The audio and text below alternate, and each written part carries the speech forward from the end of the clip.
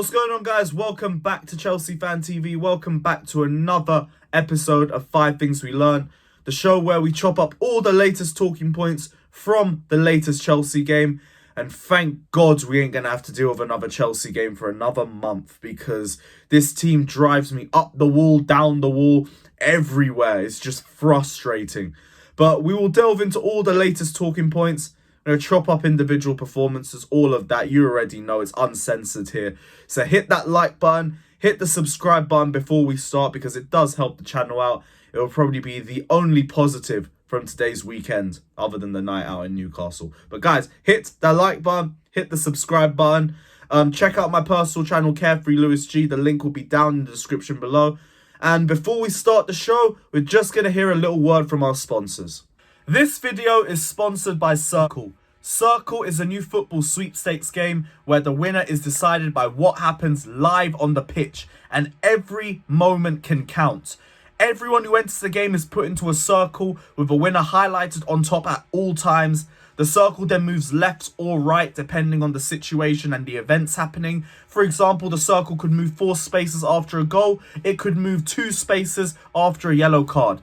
In the classic shifter game type that you guys probably already know about, whoever is at the top when the game ends wins the entire pot. In the goal gifter mode, 20% of the pot is paid to whoever's in the pot whenever a goal is scored. You can even create your own private game and invite your friends to play with your own buy-in amount and game rules. And the worst case scenario, your mate wins some money. There's always somebody in the group that will end out winning something. Another bonus, bet 5 to get 5. This means that when you use our referral code on sign up and then you deposit and stake £5 on your first bet, you will get £5 off. You will get a £5 free bet, people. On top of it being a great way to make football a little bit more interesting, part of Circle's profits every single year will be going towards helping fund grassroots football in the UK. Check out the link in the bio to sign up now. You'll be playing along with all of us during our watch-alongs live on YouTube, so you will be playing along with Harry. You must be 18 plus to play and a resident in the UK. Check it out down in the bio below.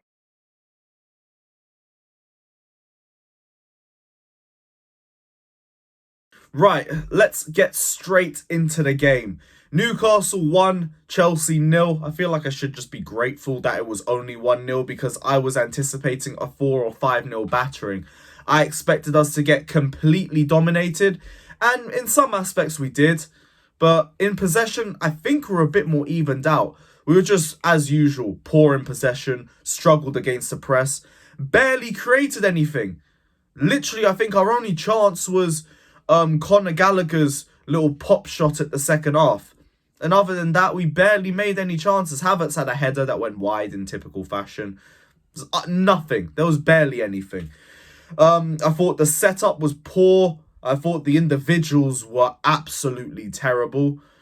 I'll just get through the positive right now. Lewis Hall, unbelievable. I said in my fan cam against Arsenal that our only good player is a 38-year-old, and that says a very bad thing about the club and the squad and the situation that we're in right now. Now, our best player is an 18-year-old on his first Premier League start.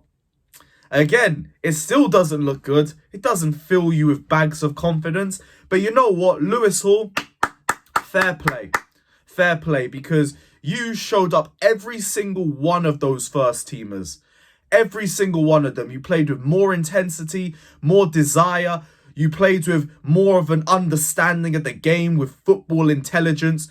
Like, how is an 18-year-old pushing the ball forward with more purpose than any of our players? The likes of Kovacic, Mount, Gallagher, I'm going to get to them pair later on in the video as well. Jorginho, Chalobah, Aspi, Havertz, Ziyech, all of you are getting dunked on by an 18-year-old. And this isn't even to take anything away from, because Lewis Hall has taken every single opportunity that he has been given in a Chelsea shirt. He impressed against Chesterfield last season. I did not forget about that. He impressed against Manchester City away at the Etihad. And then unbeaten at home Newcastle. And he is the only player that is driving the ball forward, the only creative outlet. And he's 18! Says a lot, man. Says a lot. But I'm not saying this to take away from Lewis Hall as well. I'm saying the senior players need to look at that and be absolutely embarrassed. But Lewis Hall, big up yourself. Big up yourself, because you were the only player, well, him and Pulisic, the only two players that actually looked like they gave a damn on that pitch. And Silva. The only three that looked like they cared. And he's the youngest one in the entire squad. It's disgraceful. Now, I guess we got all the positives out of there. Let's just get straight into where we fell apart. First off, playing out the back. Genuinely, half the reason why we put so much pressure onto ourselves was because of how poor we were at playing out the back.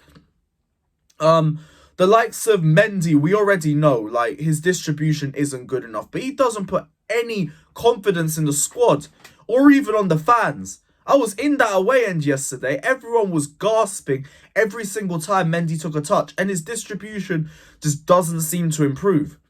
And from what sources say, he apparently thinks his distribution is great.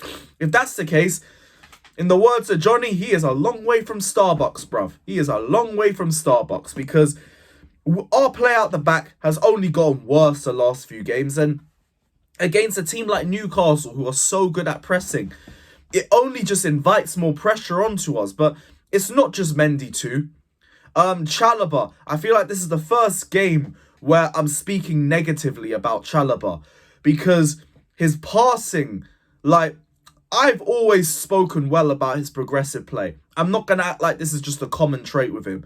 But yesterday, it was like he refused to pass forwards. And all that was doing was inviting more pressure onto us. It's okay when the midfield passes backward. I get it's frustrating, but it does allow us to recycle possession and to potentially start a new attack. It's not our fault that we don't have any creators, because we never bought any creators. But when the defenders are the one passing back, that's different. As a midfielder, you can pass backwards into another line and you will be fine. But as a defender, there is no one else behind you. There's just the goalkeeper, and no one else trusts the goalkeeper with their distribution anyway. So you guys need to be the progressive ones. And we just weren't seeing it enough. And that was part of the reason why we struggled to retain possession of the ball. Our play out the back. And it just has not been good enough. And it showed itself yet again yesterday. But I needed to bring that point up, because Chalobah, quality defender. I'm not taking back anything I've said on him in the past. Brilliant centre-back. He's been our most consistent this season. But it wasn't the Chalobah that we've seen yesterday. It wasn't the Chalobah we've seen all season. But we know he can improve anyway. Third point, injury issues. Thank the Lord that the World Cup has only just kicked in now, because we would be playing City at home in 2 weeks if that was the case. And with our injury problems, boy, I might not even turn up to that one. We already have the likes of James, Fofana, Kante, Chukwuemeka. Kovacic is playing on an injury. There's probably a few others that I've forgotten. Now it looks like we're adding Loftus-Cheek to this. Now it looks like Koulibaly might be injured as well, because he pulled up in the first half of the game, and he didn't really look like he improved since then. Injury problems are killing us. Yes, it is a reason why we're playing this badly, but I'm also not using it as an excuse. Like, our performances just haven't been good enough. We've been second best, and we've been very poor individually too, but these injury issues are not helping things, and they're only making things worse. Hopefully, when we come back from the World Cup, we'll be in a much better position in terms of our injuries. Maybe we'll have fresher players, and it might help our performances in a positive way, but we will have to wait and see. But there is more stuff that we have to do in spite of that, and that's my next point. January. The January transfer window, we have to be on it. We got to treat that like it's a summer window. I don't know how much we can do, but at the bare minimum, a midfielder has to come in. Has to come in ASAP. I know we've been linked with the likes of Enzo Fernandez. We've been linked with Edson Alvarez. We need a midfielder in immediately. After that, maybe try and get some wing-back depth. If we can do both of that, I'll be happy with the window, even if we don't end up bringing in a creator, because I don't expect us to get everything done in January. But something has to be done. We cannot end January with the same squad. Because if we do, we ain't making top 6, let alone top 4. A minimum requirement is that a midfielder has to come in January. My final point, that front three. That front three, man, it is potentially one of the worst front threes I have ever seen in a Chelsea shirt. I don't get what Potter was thinking. I also don't know what better front three we could have played that would have got another result. Maybe throw Pulisic in there because he was good coming on in the second half. But Mount and Gallagher together, they're too much of the same player. And we're just completely devoid of creativity. All they did was road run for 90 minutes. Little cardio sesh, run around St. James's Park, try and get some presses in. But they didn't do anything on the ball. Gallagher had their only shot on target, but that's all I can tell you that he did. Mount, he had a nice cross to Brozier in the first half, but I think Botman had a very good clearance on that. Other than that, nothing. And there's just no consistency in that front line. Brozier I'll allow. I won't speak on him too much because he was isolated. When he had the ball, he had nobody around him to help him out. As a striker, you should just be making runs and trying to be in positions to receive the ball. And he was just left isolated every single time. So Brozier, I'll allow him. He's not getting any criticism from me. Mount and Gallagher, though, poor. Absolutely poor. And if Mason Mount is asking for the same sort of contract as Reece James, he needs to have a long, hard look in the mirror at himself because these performances have not been good enough. At least he dropped an apology today. Fair enough. It's more than a lot of players have done. But I need to see actions. I need to see performances on the pitch. I need to see improvements. And from a lot of players, I need to see that from. Hopefully we see that after the World Cup. I wouldn't put money on it, though. I'm just going to enjoy the World Cup for what it is, a break from Chelsea. And for you guys watching at home, do the same thing. Do the same thing because this club has been very, very bad for people's mental health this season. Big up everyone that's locked in though. Hit the like and subscribe button if you guys haven't done so already. Let me know if you agree or disagree with my thoughts down in the comment section below. And as always, like, subscribe, and up the Chels.